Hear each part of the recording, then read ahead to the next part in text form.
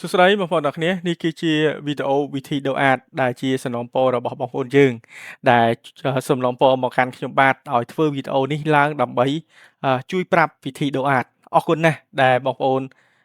ជួយ Subscribe ហើយពីខ្ញុំទៅមានម្រាមដៃ10ជួយ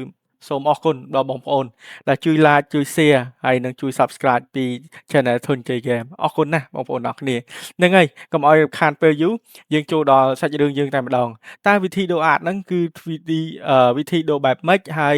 តើការដូអាតហ្នឹងមានអត្ថប្រយោជន៍បែបម៉េចអូខេអញ្ចឹងអាតនេះគឺជាអាតណាបងប្អូនណាអានេះខ្ញុំជួឧទាហរណ៍ទេបងប្អូនអញ្ចឹងអាតទៀតសោតគឺដើម្បីអីដើម្បីយើងដាក់ក្នុងសភៅនេះឧទាហរណ៍ណាអានេះដូចជាសភៅប៉ប៉ុន្តែមិនមែនសភៅប៉ទេគឺ Red Cloud ទេដែលខ្ញុំហាត់ចំនួនបាន88%នៅខាងក្រោមនៅផ្នែកខាងក្រោមគឺបានន័យថា hero នីមួយៗគឺចេះរើសភាគរយខុសៗគ្នាហើយនឹងភាគរយដែលបងប្អូនត្រូវការដើម្បីដាក់ support ឬក៏កំពីដែលបងប្អូនហាត់មិចដើម្បីបាន10ដូចជា Golden Seal Art នេះគឺបាន10មិចសម្រាប់ខ្ញុំអូខេហើយ Red Cloud នេះខ្ញុំបានតែ9 level ទេតែ10 level បានមិចចឹងទៅប៉ុន្តែខ្ញុំបានភាគរយរៀងល្អដែរនៅខាងក្រោមអញ្ចឹងយើងជ្រើសរើសអាតដើម្បីដាក់ចូលក្នុងកាពីហ្នឹងឲ្យតួអង្គយើងកាន់តែខ្លាំងនេះគឺជាអាតដែលខ្ញុំជា sample ដែលឧទាហរណ៍នឹងចូលទៅកាន់ការដូរអាតតែម្ដងអូខេនេះគឺជា token នេះគឺសម្រាប់ដូរអាតណាបងប្អូនណាហើយអាតទៀតសោតដាក់ចូលក្នុងកាពីហ្នឹងនៅក្នុងកាពីរបស់យើងហ្នឹងគឺអាតដែល support ជាមួយនឹង skill របស់យើងឧទាហរណ៍ថាខ្ញុំលេងប៉ា MB ឧទាហរណ៍ថាតើការដូរដាក់អាតខ្ញុំហ្នឹងcombo skill របស់ខ្ញុំហ្នឹងត្រូវការអីខ្លះឧទាហរណ៍ថា SM ត្រូវការអីគេបងប្អូនជើងទី2ដៃទី2ជើងទី3តោះនេះបងប្អូនអរគ្នាហើយនឹងដៃទី2ហ្នឹងគឺដៃ second នឹងឯងហើយដៃជើងទី2ជើងទី3ហ្នឹងជាជើង spear នឹងឯងហ្នឹងហើយអានេះគឺជា combo skill សម្រាប់ខ្ញុំគឺskill នេះមួយ add skill នេះមួយគឺ add skill នេះមួយគឺ add skill នេះមួយនៅឧទាហរណ៍ណា combo set របស់ខ្ញុំអញ្ចឹងឈ្មោះ add ដូចឈ្មោះ skill អញ្ចឹងបងប្អូនណាឥឡូវឧទាហរណ៍ថាខ្ញុំត្រូវការ skill នេះអញ្ចឹងខ្ញុំត្រូវការ add ឈ្មោះនេះដែរអញ្ចឹងណាបងប្អូនអញ្ចឹងខ្ញុំត្រូវការ skill នេះដើម្បីដាក់ add ចូល skill នេះអញ្ចឹងខ្ញុំត្រូវការឈ្មោះដូចគ្នាដែរតោះណាបងប្អូនអរគ្នាអញ្ចឹងតកតទៅនឹង combo set អញ្ចឹងបងប្អូនត្រូវការយល់ដឹងពី combo skill ទាំងអស់គ្នាអញ្ចឹងកុំឲ្យខាត់ពេលយូរយើងទៅកន្លែងដូរអាតតែម្ដងតើដូរអាតយើងយកមកដាក់មិនអីមិនអញ្ចឹងវីដេអូនេះខ្ញុំប្រាប់វិធីដូរអាតទេមិនមែនចង់បញ្យល់ពីសភៅនេះទេប៉ុន្តែខ្លាចបងប្អូនថ្មីមួយចំនួនដែលបងប្អូនថាអាតមិនអីមិនក៏សភៅមិនអីមិនអាហ្នឹងគឺបងប្អូនទស្សនានៅវីដេអូភាគបន្តទៀតជួយ like subscribe ទៅបងប្អូននឹងទទួលបានចំណេះដឹងអំពី JX2 Ribbon ហ្នឹងហើយអូខេតោះបងប្អូនយើងកុំឲ្យខាត់ពេលយូរយើងទៅទីក្រុងដែលដូរអាតហ្នឹងតែម្ដងឥឡូវខ្ញុំចុចចូលក្រុងអ្វីក្រុងគឺតាដូរអាតហ្នឹងគឺមានគ្រប់ក្រុងទេបងប្អូនណាឥឡូវខ្ញុំទៅកងចៅតែម្ដងខ្ញុំទៅកងចៅទៅគឺ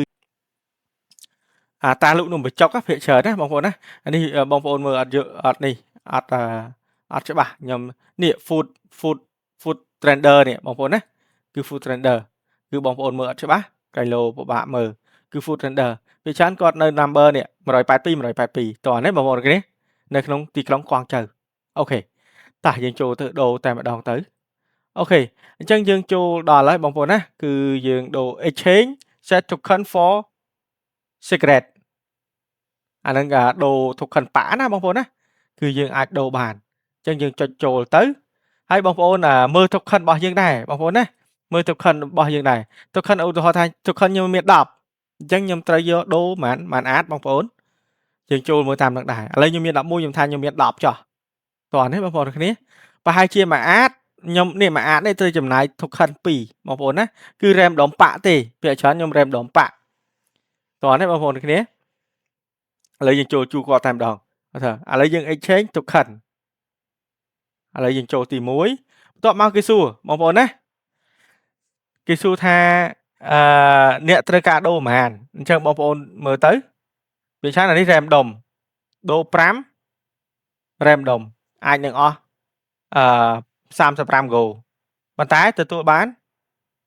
5អាចតោះនេះបងប្អូនគ្នាអញ្ចឹងអានេះមួយទៀតoption មួយទៀត change token 1អស់2 go បានមួយអាចប៉ុន្តែអស់2 go ហើយ token 2តោះនេះបងប្អូនគ្នាគឺ random ដែរណាបងប្អូនគ្នាដូរ token អស់10អស់10 go ប៉ុន្តែទទួលបានអាច5តោះនេះបងប្អូនគ្នាអាហ្នឹងគឺrandom ដែរអញ្ចឹងបងប្អូនមាន token ប្រមាណគឺបងប្អូនដូរតាមនឹងទៅឥឡូវខ្ញុំឧទាហរណ៍ខ្ញុំជ្រើសរើសថាខ្ញុំមាន token 10អញ្ចឹងខ្ញុំត្រូវការ10 go ទៀតណាបងប្អូនណាអញ្ចឹងខ្ញុំចុចចូលកន្លែងហ្នឹងទៅបងប្អូនតន់ទេមែនទេតន់ទេចុចចូលទី3ទៅអាហ្នឹងខ្ញុំភាគច្រើនដោយសារខ្ញុំមាន token 10ទេអញ្ចឹងខ្ញុំចូលយក10អូខេអញ្ចឹងខ្ញុំអាចមកបងប្អូនណាអញ្ចឹងអ្វីដែលសំខាន់គឺយើងអស់10 go ហើយនឹងអស់10 token អូខេអញ្ចឹងខ្ញុំបានអាចមកបងប្អូនណាខ្ញុំអាចនេះ sorry ចាំតិចណានេះអាចនេះអាចចូលហើយនេះអូខេអញ្ចឹងខ្ញុំអត់ដឹងអាចអីទេបងប្អូនណាអាចចម្រុះប៉ទៅប៉យ៉ាងប៉អីប៉មីប៉ពើតកៅប៉អីចឹងទៅអញ្ចឹង random ប៉អញ្ចឹងតតែអាចហ្នឹងត្រូវជាមួយនឹងប៉យើងទើបយើងយកដាក់ចូលក្នុងកំពីបានអ្វីដែលសាច់រឿងគឺខ្ញុំចង់និយាយពីការដូរអាចទេណាបងប្អូនណាអញ្ចឹងយុទ្ធសាស្ត្រនៅការដាក់ copy អីគេcopy អីផ្សេងទៀតបងប្អូននឹងទស្សនាវីដេអូក្រោយដែលខ្ញុំសង្ខេបហើយខ្ញុំនឹងធ្វើវីដេអូមួយឲ្យត្រឹមត្រូវហើយបងប្អូននឹងឆាប់យល់ខ្ញុំនឹងព្យាយាមធ្វើឲ្យល្អជាងហ្នឹងឲ្យបងប្អូននឹងឆាប់យល់ជាងហ្នឹងទើបបងប្អូនអាចដាក់ skill ទៅអាចទៅប្រើប្រាស់ copy នឹងបានឬក៏ spare មួយចំនួនបានតាមតួអង្គចឹងទៅអញ្ចឹងវីដេអូមានតែប៉ុណ្្នឹងទេនៃការដូរអាចគឺមានតែប៉ុណ្្នឹងទេទៀតសោតដែលអ្វីដែលខ្ញុំប្រាប់បងប្អូនគឺនេះតា food trade នេះណាបងប្អូនណាគឺនៅ182នៅទីក្រុងកងចៅអូខេគឺវីដេអូមានតែប៉ុណ្្នឹងទេអរគុណនៃការទស្សនាអរគុណគោរពលា